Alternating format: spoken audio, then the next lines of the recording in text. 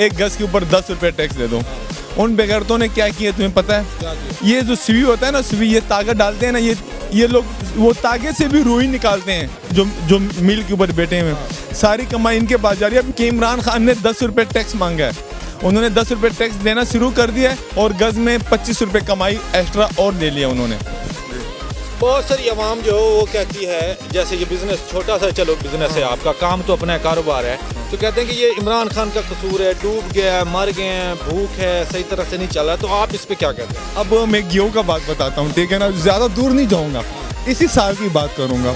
इसी साल में मैंने गेहूँ लिया था 200 रुपये किलो, 210 रुपये, सॉरी 210 रुपये मैंने किलो लिया है। उसके बाद फिर मैंने किलो 220 का लिया है, 230 का लिया है, 240 का लिया है, अब 280 का है।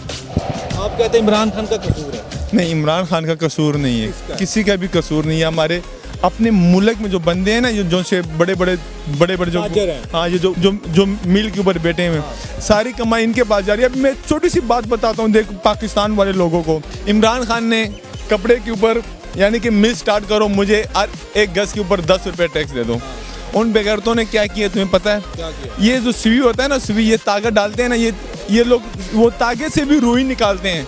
माल कमज़ोर कर दिए इन लोगों ने, हर माल इन्होंने कमज़ोर कर दिया है। सिर्फ किस चीज़ की वजह से कि इमरान खान ने 10 रुपये टैक्स मांगा है, उन्होंने 10 रुपये टैक्स देना शुरू कर दिया है और गज में 25 रुपये कमाई एक्स्ट्रा और ले लिया उन्होंने।